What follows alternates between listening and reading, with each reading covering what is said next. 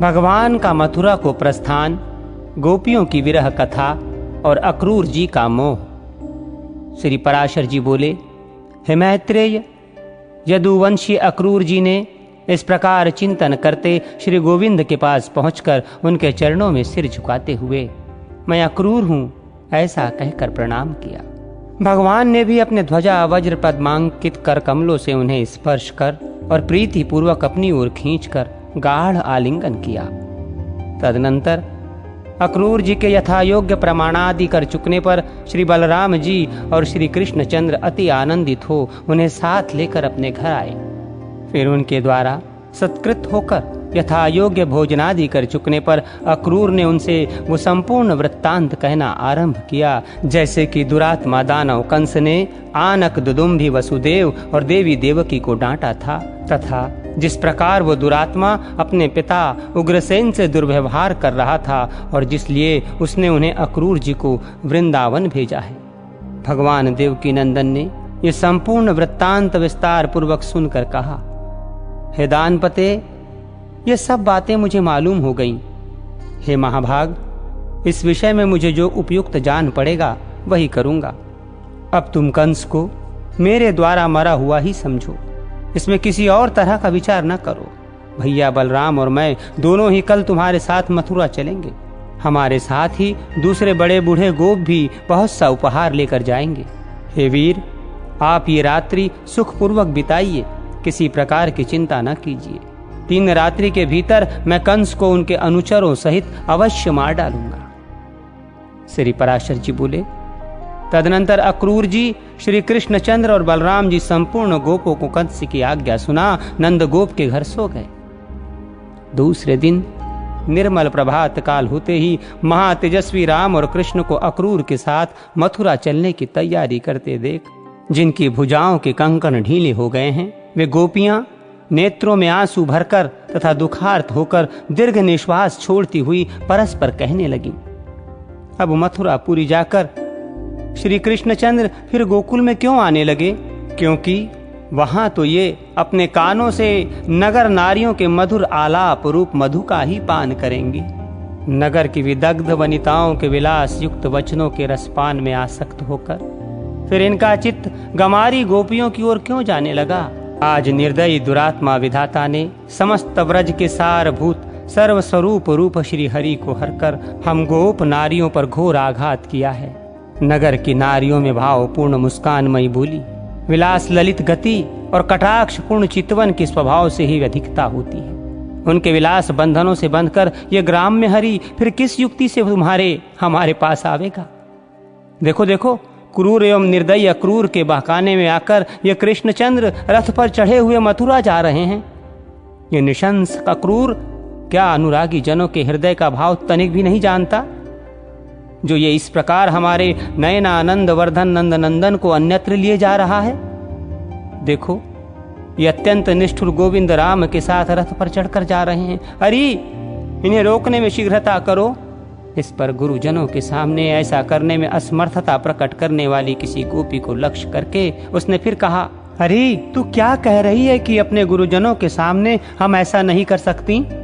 भला विरहाग्नि से भस्मीभूत हुई हम लोगों का गुरुजन क्या करेंगे? देखो, ये नंदगोप आदि गोपगण भी उन्हीं के साथ जाने की तैयारी कर रहे हैं। इनमें से भी कोई गोविंद को लौटाने का प्रयत्न नहीं करता। आज की रात्रि मथुरा वासिनी स्त्रियों के लिए सुंदर प्रभात वाली हुई है, क्योंकि आज उनके नयन भृंग भी अच्युत के मुखारविंद का मकरंद पान करेंगे। जो लोग इधर से बिना रोक टोक श्री कृष्णचंद्र का अनुगमन कर रहे हैं, वे धन्य हैं, क्योंकि वे उनका दर्शन करते हुए अपने रोमांच युक्त शरीर का वहन करेंगे। आज श्री गोविंद के अंग प्रत्यंगों को देखकर मथुरा वासियों के नेत्रों को अत्यंत महोत्सव होगा। आज न जाने उन भाग्यशालिनियों में ऐसा कौन शुभ स्वप्न देखा है जो वे कांतिमय विशाल नयनों वाली मथुरापुरी की स्त्रियां स्वच्छंदता पूर्वक श्री अधोक्षज को निहारेंगी। अहो, निष्ठुर विधाता ने गोपियों को महानिधि दिखलाकर आज उनके नेत्र निकाल लिए। देखो, हमारे प्रति श्री हरि के अनुराग में शिथिलता आ जाने से हमारे हाथों में कंकण भी तुरंत ही ढीले पड़ गए हैं। भला हम जैसी दुखिनी अबलाओं पर किसे दया ना आवेगी? परंतु देखो, ये क्रूर हृदय अक्रूर तो बड़ी शीघ्रता से घोड़ों को हाँक रहा है। देखो, ये कृष्णचंद्र के रथ की धूली दिखलाई दे रही है, किंतु अब तो श्रीहरि इतनी दूर चले गए कि वो धूली भी नहीं दिखती। श्री पराशर जी बोले, इस प्रकार गोपियों के अति अनुराग सहित देखते देखते श्री कृष्णचंद्र ने बलराम जी के सहित ब्रजभूमि को त्याग दिया।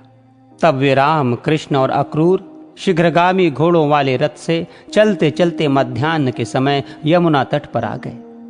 वहां पहुंचने पर अक्रूर ने श्री कृष्णचंद्र से कहा, जब तक मैं यमुना जल में मध्याह्न कालीन उपासना से निवृत्त होऊं तब तक आप दोनों यहीं विराजें। श्री पराशर जी बोले, हे विप्र, तब भगवान के बहुत अच्छा कहने पर महामती अक्रूर जी यमुना जल में घुसकर स्नान और आचमन आदि के अनंतर परम ब्रह्म का ध्यान करने लगे। उस समय उन्होंने देखा कि बलभद्र जी सहस्र फणोवली से सुशोभित हैं। उनका शरीर कुंदमालाओं के समान शुभ्र वर्ण है तथा नेत्र प्रफुल्ल कमलदल के समान विशाल हैं। वे वासुकी और रंभ आदि महासर्पों से घिरकर उनसे प्रशंसित हो रहे हैं तथा अत्यंत सुगंधित वनमालाओं से विभूषित हैं। वे 2 श्याम वस्त्र धारण किए, सुंदर कर्णभूषण पहने तथा मनोहर कुंडली गंडुली मारे जल के भीतर विराजमान हैं।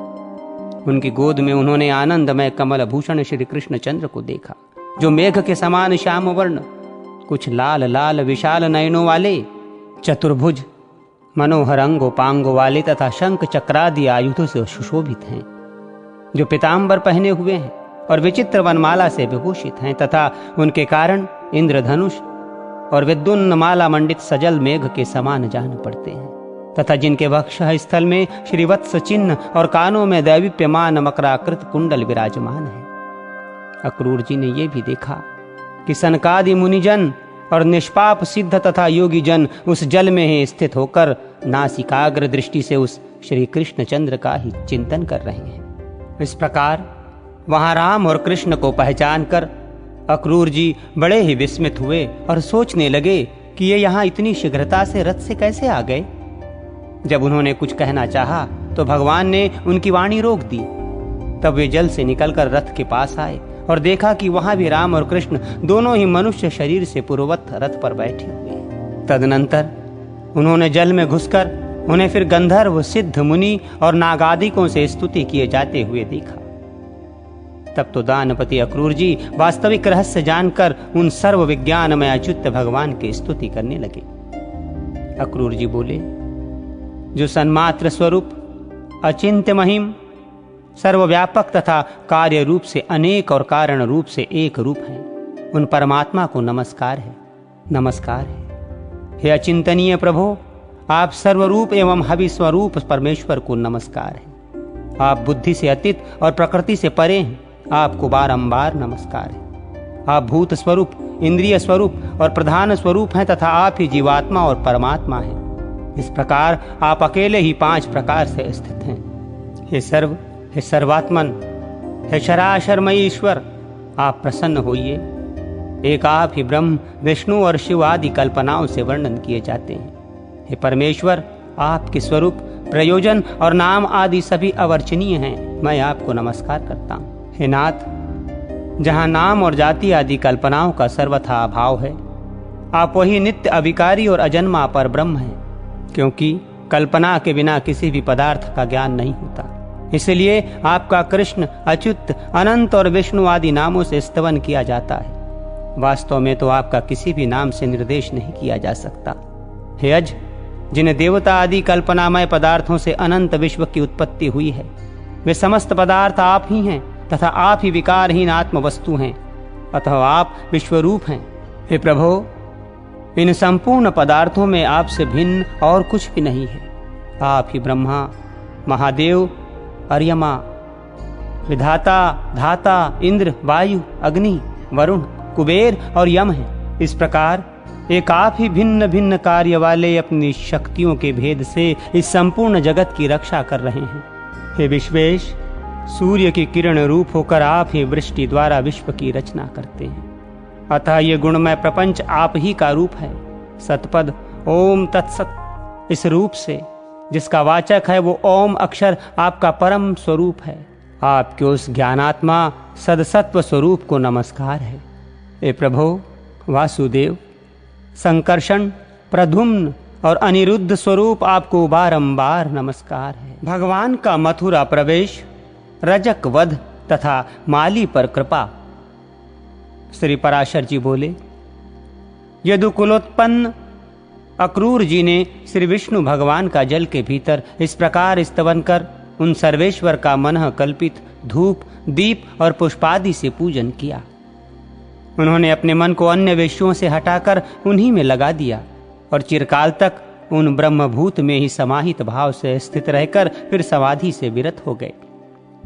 तदनंतर महामती अक्रूर जी अपने को कृतकृत्य सा मानते हुए यमुना जल से निकलकर फिर रथ के पास चले आए। वहां आकर उन्होंने आश्चर्य युक्त नेत्रों से राम और कृष्ण को पूर्ववत रथ में बैठे देखा। उस समय श्री कृष्णचंद्र ने अक्रूर जी से कहा। श्री कृष्ण जी बोले, अक्रूर जी, आपने अवश्य ही यमुना जल में कोई आश्चर्यजनक बात देखी है, क्योंकि आपके नेत्र आश्चर्यचकित दिख पड़ते हैं। अक्रूर जी बोले, हे अच्युत, मैंने यमुना जल में जो आश्चर्य देखा है उसे मैं इस समय भी आपके सामने मूर्तिमान दिख रहा हूं। हे कृष्ण, ये महान आश्चर्यमय जगत जिस महात्मा का स्वरूप है, उन्हीं परम आश्चर्य स्वरूप आपके साथ मेरा समागम हुआ है। हे मधुसूदन, अब उस आश्चर्य के विषय में और अधिक कहने से लाभ ही क्या है। चलो, हमें शीघ्र ही मथुरा पहुंचना है। मुझे कंस से बहुत भय लगता है। दूसरे के दिए हुए अन्न से जीने वाले पुरुषों के जीवन को धिक्कार है। ऐसा कहकर अक्रूर जी ने वायु के समान वेग वाले घोड़ों को हाका और सायंकाल के समय मथुरापुरी में पहुंच गए। मथुरापुरी को देखकर अक्रूर ने राम और कृष्ण से कहा, हे वीरवरो, अब मैं अकेला ही रथ से जाऊंगा, आप दोनों पैदल चले आवें। मथुरा में पहुंचकर आप वसुदेव जी के घर जाएं, क्योंकि आपके कारण ही उन वृद्ध वसुदेव जी का कंस सर्वदा निरादर करता रहता है। श्री पराशर जी बोले, ऐसा कह अक्रूर जी मथुरापुरी में चले गए। उनके पीछे राम और कृष्ण भी नगर में प्रवेश कर राजमार्ग पर आए। वहां के नर नारियों से आनंद पूर्वक देखे जाते हुए वे दोनों वीर मतवाले तरुण हाथियों के समान लीला पूर्वक जा रहे थे। मार्ग में उन्होंने एक वस्त्र रंगने वाले रजक को घूमते देख उससे रंग बिरंगे सुंदर वस्त्र मांगे।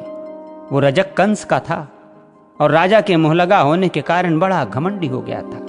अतः राम और कृष्ण के वस्त्र मांगने पर उसने विस्मित होकर उनसे बड़े जोरों के साथ अनेक दुर्वाक्य कहे। तब श्री कृष्ण ने क्रुद्ध होकर अपने करतल के प्रहार से उस दुष्ट रजक का सिर पृथ्वी पर गिरा दिया। इस प्रकार उसे मारकर राम और कृष्ण ने उसके वस्त्र छीन लिए तथा क्रमशः नील और पीत वस्त्र धारण कर वे प्रसन्न चित्त से माली के घर गए। हे मैत्रेय, उन्हें देखते ही उस माली के नेत्र आनंद से खिल गए और वह आश्चर्यचकित होकर सोचने लगा कि ये किसके पुत्र हैं और कहां से आए हैं। पीले और नीले वस्त्र धारण किए उन अति मनोहर बालकों को देखकर उसने समझा मानो दो देवगण ही पृथ्वी तल पर पधारे हैं। जब उन विकसित मुख कमल नयन बालकों ने उससे पुष्प मांगे तो उसने अपने दोनों हाथ पृथ्वी पर टेक कर सिर से भूमि को स्पर्श किया। फिर उस माली ने कहा, हे नाथ, आप लोग बड़े ही कृपालु हैं जो मेरे घर पधारे। मैं धन्य हूं, क्योंकि आज मैं आपका पूजन कर सकूंगा।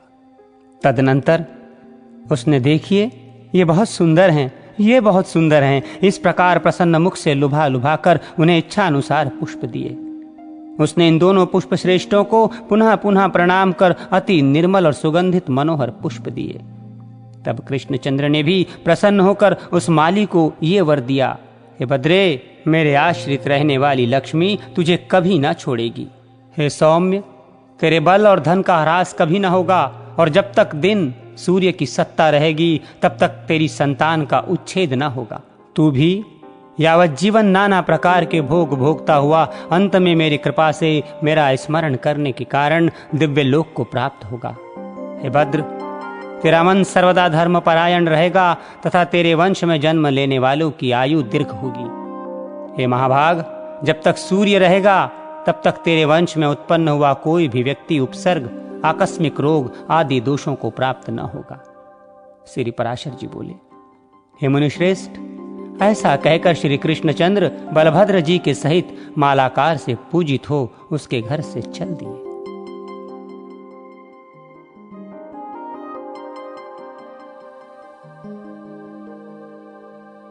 कुब्जा पर कृपा, धनुर्भंग, कुवलियापीड और चाणुरादि मल्लों का नाश तथा कंसवध। श्री पराशर जी बोले, तदनंतर श्री कृष्णचंद्र ने राजमार्ग में एक नवयौवना कुब्जा स्त्री को अनुलेपन का पात्र लिए आती देखा। तब कृष्ण ने उससे विलासपूर्वक कहा, आई कमल लोचने, तू सच बता, ये अनुलेपन किस लिए लिए जा रही है? भगवान कृष्ण के कामुक पुरुष की भांति इस प्रकार पूछने पर अनुरागिणी कुब्जा ने उनके दर्शन से हठात आकृष्ट चित्त हो अति ललित भाव से इस प्रकार कहा, एकांत, क्या आप मुझे नहीं जानते? मैं अनेक व्रता नाम से विख्यात हूं। राजा कंस ने मुझे अनुलेपन कार्य में नियुक्त किया है। राजा कंस को मेरे अतिरिक्त और किसी का पीसा हुआ उबटन पसंद नहीं है, अतः मैं उनकी अत्यंत कृपा पात्री हूं। श्री कृष्ण जी बोले, हे सुमुखी, ये सुंदर सुगंधमय अनुलेपन तो राजा के ही योग्य हैं। हमारे शरीर के योग्य भी तो कोई अनुलेपन हो तो दो। श्री पराशर जी बोले, ये सुनकर कुब्जा ने कहा, लीजिए, और फिर उन दोनों को आदर पूर्वक उनके शरीर योग्य चंदनादि दिए। उस समय वे दोनों पुरुष श्रेष्ठ कपोल आदि अंगों में पत्र रचना विधि से यथावत अनुलिप्त होकर इंद्रधनुष युक्त श्याम और श्वेत मेघ के समान सुशोभित हुए। तत्पश्चात उल्लापन सीधे करने की विधि के जानने वाले भगवान कृष्णचंद्र ने उसकी थोड़ी में अपनी आगे की 2 उंगलियां लगा उसे उचकाकर हिलाया तथा उसके पैर अपने पैरों से दबा लिए। इस प्रकार श्री केशव ने उसे रिजुकाए सीधे शरीर वाली कर दी।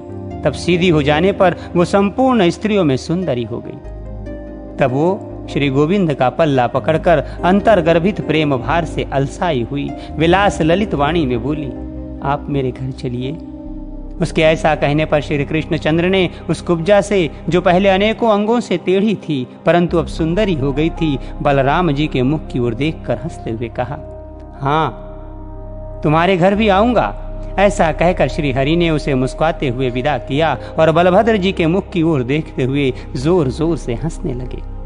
तदनंतर पत्र रचनादि विधि से अनुलिप्त तथा चित्र विचित्र मालाओं से सुशोभित राम और कृष्ण क्रमशः नीलांबर और पीतांबर धारण किए हुए यज्ञशाला तक आए। वहां पहुंचकर उन्होंने यज्ञ रक्षकों से उस यज्ञ के उपदेश स्वरूप धनुष के विषय में पूछा और उनके बतलाने पर श्री कृष्णचंद्र ने उसे सहसा उठाकर प्रतंचा डोरी चढ़ा दी। उस पर बलपूर्वक प्रतंचा चढ़ाते हुए वो धनुष टूट गया। उस समय उसने ऐसा घोर शब्द किया कि उससे संपूर्ण मथुरा पूरी गूंज उठी। तब धनुष टूट जाने पर उसके रक्षकों ने उन पर आक्रमण किया। उस रक्षक सेना का संहार कर वे दोनों बालक धनुषशाला से बाहर आए। तदनंतर अक्रूर के आने का समाचार पाकर तथा उस महान धनुष को भग्न हुआ देख कंस ने चाणूर और मुष्टिक से कहा।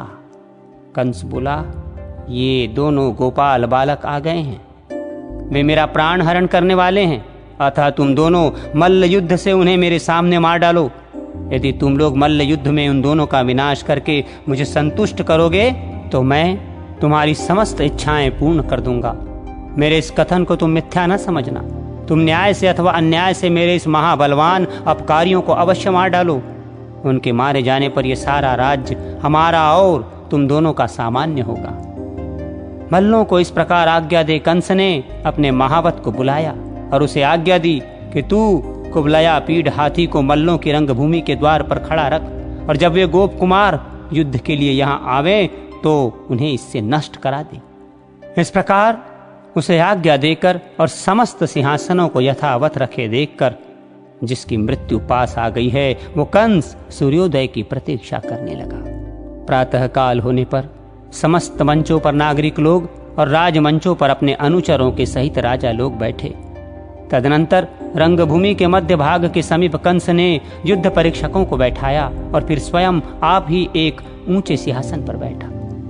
वहां अंतःपुर के स्त्रियों के लिए पृथक मचान बनाए गए थे तथा मुख्य मुख्य वारांगनाओं और नगर की महिलाओं के लिए भी अलग अलग मंच थे।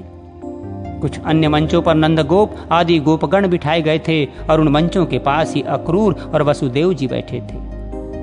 नगर की नारियों के बीच में चलो अंतकाल में ही पुत्र का मुख तो देख लूंगी, ऐसा विचार कर पुत्र के लिए मंगल कामना करती हुई देवकी जी बैठी थी। तदनंतर जिस समय तूर्य आदि के बजने तथा चाणूर के अत्यंत उछलने और मुष्टिक के ताल ठोकने पर दर्शकगण हाहाकार कर रहे थे, गोप वेशधारी वीर बालक बलभद्र और कृष्ण कुछ हंसते हुए रंगभूमि के द्वार पर आए। वहां आते ही महावत की प्रेरणा से कुवलियापीड नामक हाथी उन दोनों गोप कुमारों को मारने के लिए बड़े वेग से दौड़ा। हे द्विश्रेष्ठ, उस समय रंगभूमि में महान हाहाकार मच गया तथा बलदेव जी ने अपने अनुज कृष्ण की ओर देखकर कहा, हे महाभाग, इस हाथी को शत्रु ने ही प्रेरित किया है, अतः इसे मार डालना चाहिए। हे द्विज, ज्येष्ठ भ्राता बलराम जी के ऐसा कहने पर शत्रुसूदन श्री श्याम सुंदर ने बड़े जोर से सहनाद किया। फिर केशनिशूदन भगवान श्री कृष्ण ने बल में ऐरावत के समान उस महाबली हाथी की सूंड अपने हाथ से पकड़कर उसे घुमाया। भगवान कृष्ण यद्यपि संपूर्ण जगत के स्वामी हैं, तथापि उन्होंने बहुत देर तक उस हाथी के दांत और चरणों के बीच में खेलते खेलते अपने दाएं हाथ से उसका बायां दांत उखाड़कर उससे महावत पर प्रहार किया। इससे उसके सिर के सैकड़ों टुकड़े हो गए। उसी समय बलभद्र जी ने भी क्रोधपूर्वक उसका दायां दांत उखाड़कर उससे आसपास खड़े हुए महावतों को मार डाला। तदनंतर महाबली रोहिणी नंदन ने रोषपूर्वक अति वेग से उछलकर उस हाथी के मस्तक पर अपनी बाईं लात मारी। इस प्रकार वो हाथी बलभद्र जी द्वारा लीलापूर्वक मारा जाकर इंद्र वज्र से आहत पर्वत के समान गिर पड़ा। तब महावत से प्रेरित कुवलियापीड को मारकर उसके मद और रक्त से लथपथ राम और कृष्ण उसके दांतों को लिए हुए गर्भयुक्त लीलामयी चितवन से निहारते उस महान रंग भूमि में इस प्रकार आए जैसे मृग समूह के बीच में सिंह चला जाता है। उस समय महान रंग भूमि में बड़ा कोलाहल होने लगा और सब लोगों में ये कृष्ण है, ये बलभद्र है, ऐसा विस्मय छा गया। वे कहने लगे, जिसने बाल घातिनी घोर राक्षसनी पूतना को मारा था, शकट को उलट दिया था और यमलार्जुन को उखाड़ डाला था, वो यही है। जिस बालक ने काली नाग के ऊपर चढ़कर उसका मान मर्दन किया था और 7 रात्रि तक महापर्वत गोवर्धन को अपने हाथ पर धारण किया था, वो यही है। जिस महात्मा ने अरिष्टासुर, धेनुकासुर और केशी आदि दुष्टों को लीला से ही मार डाला था, देखो वह अच्युत यही है। ये इनके आगे इनके बड़े भाई महाबाहु बलभद्र जी हैं, जो बड़े लीला पूर्वक चल रहे हैं। ये स्त्रियों के मन और नयनों को बड़ा ही आनंद देने वाले हैं। पुराणार्थ वेत्ता विद्वान लोग कहते हैं, ये गोपाल जी डूबे हुए यदुवंश का उद्धार करेंगे। ये सर्वलोकमय और सर्वकारण भगवान विष्णु के ही अंश हैं। इन्होंने पृथ्वी का भार उतारने के लिए ही भूमि पर अवतार लिया है। राम और कृष्ण के विषय में पूर्ववासियों के इस प्रकार कहते समय देवकी के स्तनों से स्नेह के कारण दूध बहने लगा और उसके हृदय में बड़ा अनुताप हुआ। पुत्रों का मुख देखने से अत्यंत उल्लास सा प्राप्त होने के कारण वसुदेव जी भी मानो आई हुई जरा को छोड़कर फिर से नवयुवक से हो गए। राजा के अंतःपुर के स्त्रियां तथा नगर निवासिनी महिलाएं भी उन्हें एकटक देखते देखते उपराम न हुई। वे परस्पर कहने लगी, अरे सखियों, अरुण नयन से युक्त श्री कृष्णचंद्र का अति सुंदर मुख तो देखो, जो कुवलियापीड के साथ युद्ध करने के परिश्रम से स्वेद बिंदु पूर्ण होकर हिमकर्ण सिंचित शरतकालीन प्रफुल्ल कमल को लज्जित कर रहा है। अरे इसका दर्शन करके अपने नेत्रों का होना सफल कर लो। एक स्त्री बोली, हे भामिनी, इस बालक का ये लक्ष्मी आदि का आश्रय भूत निवत्सांक युक्त वक्षा स्थल तथा शत्रुओं को पराजित करने वाली इसकी दोनों भुजाएं तो देखो।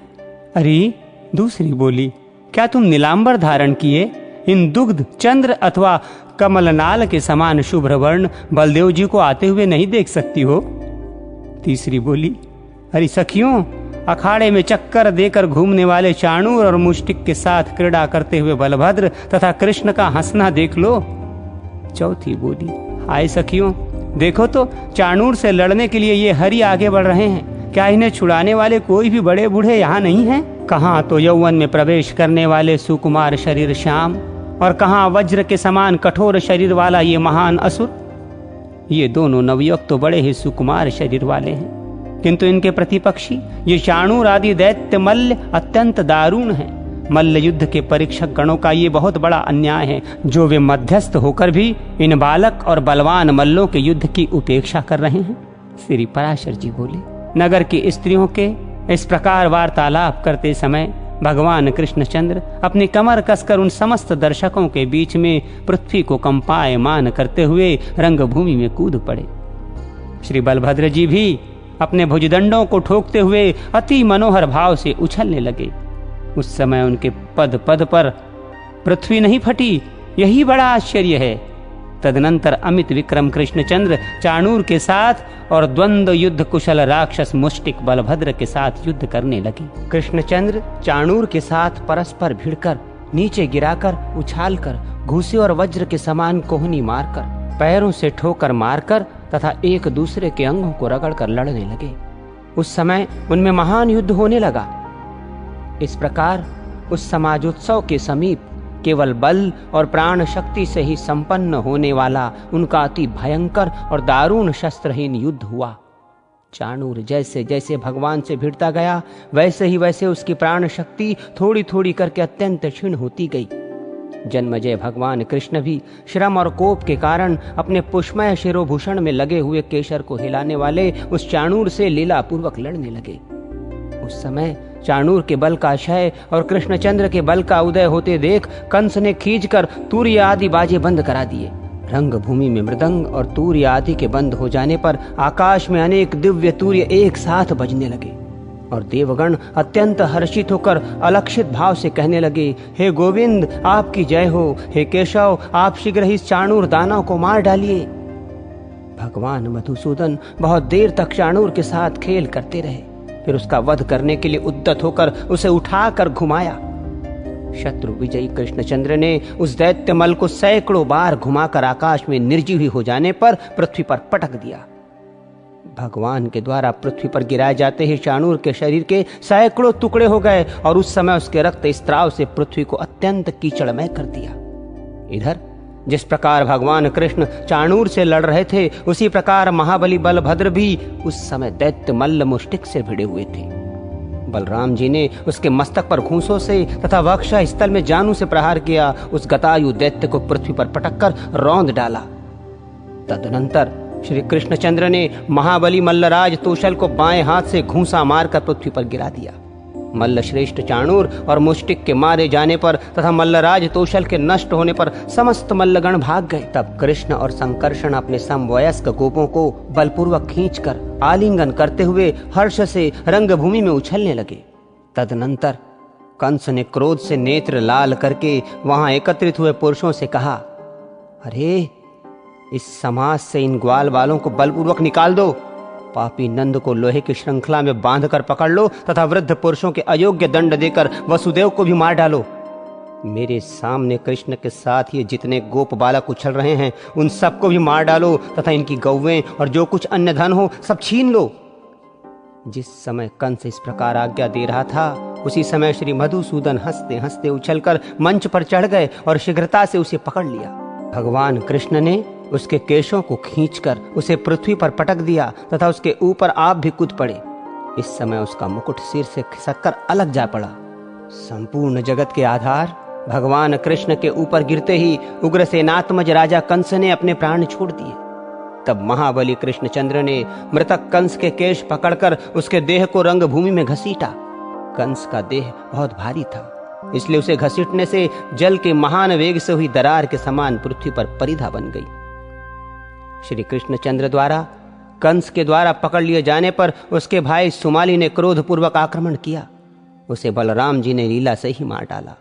इस प्रकार मथुरापति कंस को कृष्णचंद्र द्वारा अवज्ञापूर्वक मरा हुआ देखकर रंगभूमि में उपस्थित संपूर्ण जनता हाहाकार करने लगी। उसी समय महाबाहु कृष्णचंद्र बलदेव जी सहित वसुदेव और देवकी के चरण पकड़ लिए। तब वसुदेव और देवकी को पूर्व जन्म में कहे हुए भगवत वाक्यों का स्मरण हो आया और उन्होंने श्री जनार्दन को पृथ्वी पर से उठा लिया तथा उनके सामने प्रणत भाव से खड़े हो गए। श्री वसुदेव जी बोले, हे प्रभु, अब आप हम पर प्रसन्न होइए।